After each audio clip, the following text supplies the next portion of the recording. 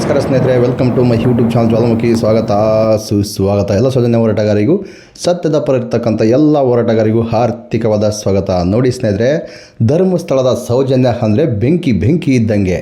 ಜ್ವಾಲಾಮುಖಿ ಹೆಂಗೆ ಪುಡಿದೇಳುತ್ತೋ ಅದೇ ಥರನೇ ಪ್ರತಿಯೊಬ್ಬರ ಬಾಯಲ್ಲಿ ಪುಡಿದೇಳ್ತಕ್ಕಂಥದ್ದು.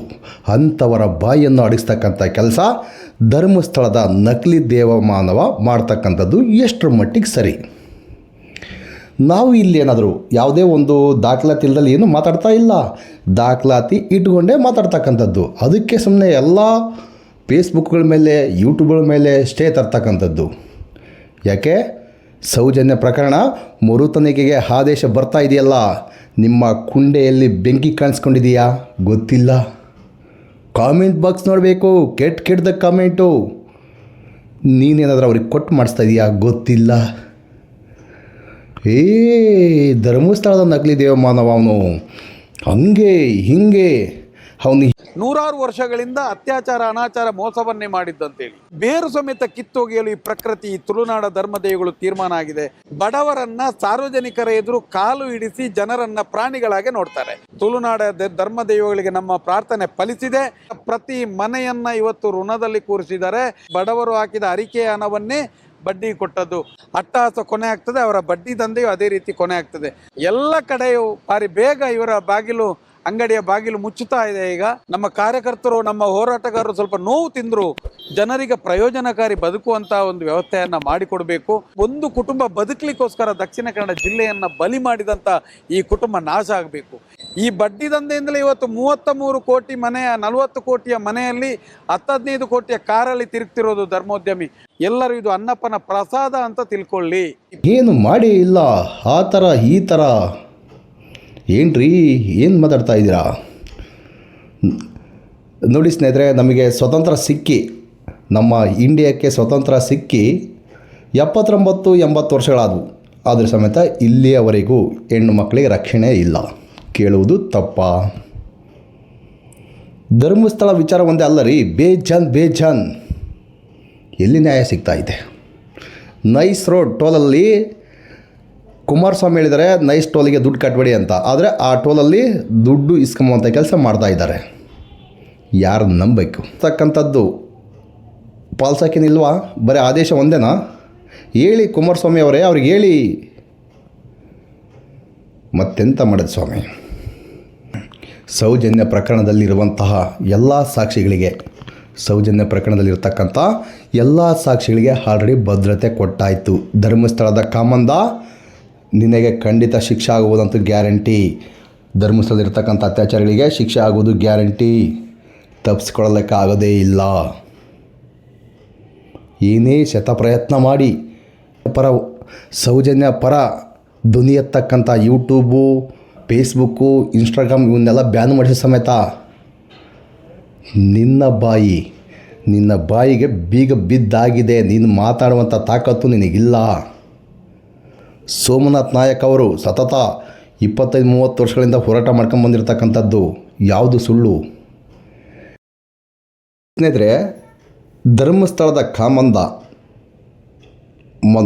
ಮತ್ತೊಂದು ಇನ್ನೊಂದು ಆ ಲೋಫರು ಪ್ರತಿಯೊಬ್ಬ ಹೋರಾಟಗಾರನ ಮೇಲೆ ಇಲ್ಲ ಸಲ್ಲದ ಕೇಸುಗಳನ್ನು ಹಾಕಿ ಬಾಯಿ ಮುಚ್ಚಿಸುವಂಥ ಕೆಲಸ ಯಾಕೆ ಮಾಡಬೇಕು? ಅವನು ತಪ್ಪೇ ಮಾಡಿಲ್ಲಲ್ಲ.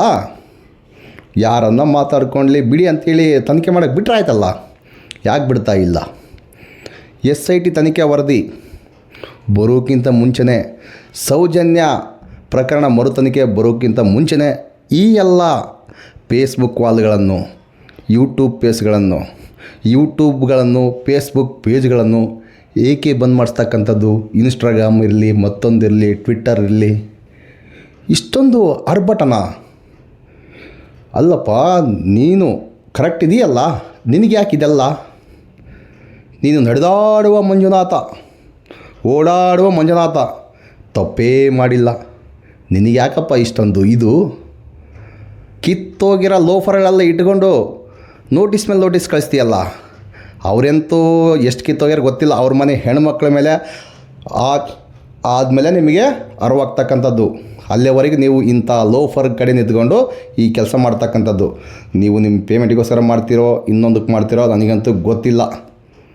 ಆದರೆ ಇಂದು ಮುಂದೆ ನೋಡಬೇಕಲ್ವಾ, ನಾನು ಏನು ಮಾತಾಡೀನಿ, ದಾಖಲಾತಿ ಇದಾವ ಇಲ್ವಂತೇಳಿ ಪರಿಶೀಲನೆ ಮಾಡಬೇಕಲ್ವಾ.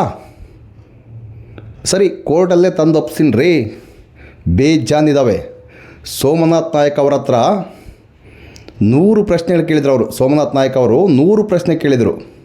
ಬಹಿರಂಗವಾಗಿ ಬಂದು ಒಂದೇ ಒಂದು ಪ್ರಶ್ನೆಗೆ ನೀವು ಆನ್ಸರ್ ಮಾಡಿದರೆ ನಾನು ನಿಮ್ಮ ಕಾಲಡಿಗೆ ಬಿದ್ದು ಕ್ಷಮೆ ಕೇಳ್ತೀನಿ, ಇಲ್ಲಾಂದರೆ ನೀವು ಜೈಲಿಗೆ ಹಾಕಿರೋ ಸಮೇತ ನಾನು ಜೈಲಿಗೆ ಹೋಗ್ತೀನಿ ಅಂತೇಳಿ ಒಂದೇ ಒಂದು ಪ್ರಶ್ನೆಗೆ ಆನ್ಸರ್ ಕೊಟ್ರಾ? ಇದ್ರ ಬಗ್ಗೆ ಲಾಯರ್ ಪ್ರಶ್ನೆ ಮಾಡಿ ನೀವು ಯಾವುದು ಸುಳ್ಳಿದೆ, ಯಾವುದ್ರ ಬಗ್ಗೆ ಸುಳ್ಳು ಮಾತನಾಡ್ತಾ ಇದ್ದಾರೆ. ಆ ಲೋಫರ್ ನೀನೇನೋ ನನಗೆ ಇದು ಮಾಡ್ತಾ ಇದೆಯಲ್ಲ, ಆ ಲೋಫರ್ ತಮ್ಮ ಭೂರಹಿತ ಬಡವ ಇವಾಗಲೂ ಸಮೇತ ಹೈಕೋರ್ಟಲ್ಲಿ ಅರ್ಜಿ ಹಾಕ್ಕೊಂಡಿದ್ದಾನೆ. ಆ ಭೂಮಿ ನನಗೆ ಬೇಕು, ನನಗೆ ಗೊತ್ತಿಲ್ಲ, ಹಾಗೆ ಹೀಗಂತೇಳಿ ಸಾವಿರಾರು ಎಕರೆ ಆ ಲೋಫರ್ನೆಸ್ನಲ್ಲಿ ಇರ್ತಕ್ಕಂಥದ್ದು. ಚೆಕ್ ಮಾಡಿ ಒಮ್ಮೆ. ಅದನ್ನು ಬಿಟ್ಟು ಸುಮ್ಮನೆ ನೀವು ಈ ಥರ ಮಾಡ್ತಕ್ಕಂಥದ್ದು ಎಷ್ಟರ ಮಟ್ಟಿಗೆ ಸರಿ ಹೇಳಿ. ಇನ್ನು ಈ ಲೋಫರ್ಗಳಿಗೆ ಹುಟ್ಟಿದ ಲೋಫರ್ ನಾಯಿ ನನ್ನ ಮಕ್ಕಳು ಬಂದು ಕೆಟ್ಟದ ಕಾಮೆಂಟು, ಆ ಲೋಫರ್ ಹಂಗೆ ಮಾಡ್ತಾ ಇದ್ದಾನೆ, ಈ ಲೋಫರ್ ಹಿಂಗೆ ಮಾಡ್ತಾ ಇದ್ದಾನೆ, ನಿನ್ನ ಮನೆಗೆ ಬಂದಿದ್ನಾ, ಏ ಲೋಫರ್ಗಳ ನಿಮ್ಮ ಮನೆಗೆ ಬಂದು ನಿಮಗೆ ಗುನ್ನ ಇಡ್ತಾನಲ್ಲ, ಆವಾಗ ನಿಮ್ಗೆ ಅರಿವಾಗುತ್ತೆ. ಆವಾಗ ಸಮೇತ ನಾವೇ ಮಾತಾಡ್ತಕ್ಕಂಥದ್ದು. ಆ ಲೋಫರ್ ಬಂದು ಇಡ್ತಕ್ಕಂಥದ್ದು ಸತ್ಯ ಇದು. ಅದಕ್ಕೋಸ್ಕರನೇ ನಾವು ಗಟ್ಟಿಯಾಗಿ ನಿಂತ್ಕೊಂಡಿರ್ತಕ್ಕಂಥದ್ದು. ಲೋಫರ್ಗಳ ನಿಮ್ಮ ಪರವಾಗಿ ನಮ್ಮ ಧ್ವನಿ ಎತ್ತಾ ಇರೋದು. ನೀವೇನು ಕೆಟ್ಟದಾಗ ಕಾಮೆಂಟ್ ಹಾಕಿರೋ ನಮಗೇನು ಕಿತ್ಕೊಂಬಕ್ಕಾಗಲ್ಲ, ಇನ್ನೊಂದು ಆಗಲ್ಲ. ಎಲ್ಲ ಬಿಟ್ಟೆ ಇಲ್ಲಿ ಬಂದಿರತಕ್ಕಂಥದ್ದು, ಇದನ್ನೆಲ್ಲ ಯೋಚನೆ ಮಾಡಿ ಇಲ್ಲಿ ಬಂದಿರತಕ್ಕಂಥದ್ದು. ನೀವೆಷ್ಟು ನಮ್ಮನ್ನು ಉರಿಸ್ತಿರೋ ಅಷ್ಟು ಗಟ್ಟಿ ಆಗ್ತೀವಿ. ಸತ್ಯ ಇದೆ ಇಲ್ಲಿ, ಸುಳ್ಳು ಯಾವುದೂ ಇಲ್ಲ. ನಿಮ್ಮ ಕೆಟ್ಟು ಹೊಲಸು ಮನಸ್ಸುಗಳಿಗೆ ಏನು ಹೇಳ್ಬೇಕು ಹೇಳಿ. ನೋಡಿ ಸ್ನೇಹಿತರೆ, ನಾನು ಹೇಳ್ತಕ್ಕಂಥದ್ದು ಇಷ್ಟೇ. ಧರ್ಮಸ್ಥಳದ ದಣಿಗಳು ಏನೇ ತಪ್ಪು ಮಾಡಿಲ್ಲ ಅಂದರೆ ನಮ್ಮ ಚಾನಲ್ ಮೇಲೆ ಯಾಕೆ ಸ್ಟೇ ತರ್ತಾರೆ, ಇಷ್ಟು ಅರ್ಥ ಮಾಡ್ಕೊಳ್ಳಿ. ಅವನಿಗೆ ಜ್ವಾಲಾಮುಖಿ ಬೆಂಕಿ ಇಟ್ಟಿದೆ, ಜ್ವಾಲಾಮುಖಿ ಯೂಟ್ಯೂಬ್ ಚಾನಲ್ ಬೆಂಕಿ ಇಟ್ಟಿದೆ. ಕುಂಡೆಯಲ್ಲಿ ರಕ್ತ ಬೆಂಕಿ ಎಲ್ಲ ಉದುರ್ಕೊಂಡು ಹೋಗ್ತಾ ಇದೆ. ಬೆಟ್ಟದ ಮೇಲಿಂದ ನೀರು ಕೆಳಗೆ ಬರ್ತಾ ಇದೆ, ಅವನ ಮಕ್ಕಳು ಬುಡಕ್ಕೆ ಹೋಗ್ತಾ ಇದೆ. ಇದು ಅವನಿಗೆ ಹರವಾಗಿದೆ. ನಿಮಗೆ ಹರವಾಗುವುದು ಸ್ವಲ್ಪ ದಿನಗಳಲ್ಲಿ ಗೊತ್ತಾಗುತ್ತೆ. ನಮಸ್ಕಾರ. ಹುಡುಗಿ ಪತ್ತೆಯಾಗದ ಪ್ರಕರಣ ದಯವಿಟ್ಟು ನೋಡಿ. ಇದನ್ನು ಪತ್ತೆಯಾಗದ ಹುಡುಗಿ ಪತ್ತೆನೇ ಆಗಿಲ್ಲ, ಹುಡುಗಿ ಪತ್ತೆನೇ ಆಗಿಲ್ಲ. ದೇವಸ್ಥಾನಕ್ಕೆ ಅಪಮಾನನ ಇದು? ದೇವಸ್ಥಾನಕ್ಕೆ ಏನಾದರೂ ಅಪಚಾರನ ಇದು? ಮತ್ತೆ ತೋರಿಸಲಿಲ್ಲ ನಿಮಗೆ.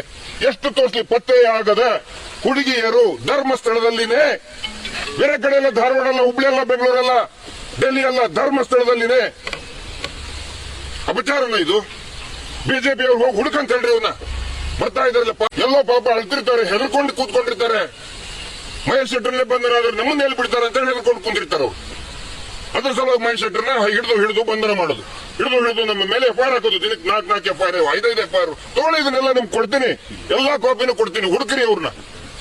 ಬಿಜೆಪಿ ಅವ್ರು ಹುಡುಕಂತ ಹೇಳಿ ನೋಡಿ. ಇವೆಲ್ಲವೂ ಕೂಡ ಪತ್ತೆಯಾಗಿರುವುದಿಲ್ಲ. ಹುಡುಗಿಯರದು ಪತ್ತೆಯಾಗಿರುವುದಿಲ್ಲ. ಎಲ್ಲಿ ಹೋದ್ರಂಗಾರ ಹೆಣ್ಮಕ್ಳು? ಪೊಲೀಸ್ ಸ್ಟೇಷನ್ ಅವರು ಕೊಟ್ಟಿ ಸ್ವಾಮಿ, ಇದನ್ನ ಹೋರಾಟಗಾರರನ್ನು ತಯಾರು ಮಾಡಿದ್ದಲ್ಲ. ಇದಕ್ಕೆ ಉತ್ತರ ಕೊಡಿ ಯಾರಾದ್ರು. ದೇವಸ್ಥಾನಕ್ಕೆ ಅಪಪ್ರಚಾರ ಅಂತೆ, ದೇವರಿಗೆ ಅಪಪ್ರಚಾರ ಅಂತೆ, ದೇವಮಾನವನಿಗೆ ಅಪಪ್ರಚಾರ, ಎಲ್ಲಾ ಕಡೆ ಸ್ಟ್ರೈಕ್ ಅಂತೆ. ಎಲ್ಲ ಒಂದೊಬ್ಬರಿಗೆ 500-300 ರೂಪಾಯಿ ಕೊಟ್ಟು ದಂಧೆ ಮಾಡಿಸ್ತಾ ಇದ್ದಾರೆ. ಇವ್ರಿಗೆ ಉತ್ತರ ಕೊಡಬೇಕು ಬಿಜೆಪಿ ಅವರು. ಹಿಂದೂ ಪರವಾಗಿ ಅಂತಾರಲ್ಲ, ಇದಕ್ಕೆ ಉತ್ತರ ಕೊಡ್ರಿ ಮೊದ್ಲಕ್ಕೆ. ಹೆಣ್ಣು ಹೆಂಗೆ ಅಪವಿತ್ರ ಆಗ್ತಾಳೆ? ಹೆಣ್ಣಿನ ಮೇಲೆ ಅತ್ಯಾಚಾರ ಆದ್ರೆ ಹೆಣ್ಣು ಹೆಂಗೆ ಅಪವಿತ್ರ? ಸ್ನೇಹಿತರೆ, ಇಷ್ಟೊತ್ತು ವೀಕ್ಷಿಸಿದ ಎಲ್ಲ ಸೌಜನ್ಯ ಹೋರಾಟಗಾರರಿಗೂ, ಸತ್ಯದ ಪರ ಇರತಕ್ಕಂಥ ಎಲ್ಲ ಹೋರಾಟಗಾರರಿಗೂ ನಮಸ್ಕಾರ. ಮುಂದಿನ ವಿಡಿಯೋದಲ್ಲಿ ಸಿಗುವ. Justice for Soujanya. ನಮಸ್ಕಾರ. ಜೈ ಹಿಂದ್, ಜೈ ಕರ್ನಾಟಕ, ಜೈ ಭಾರತ್.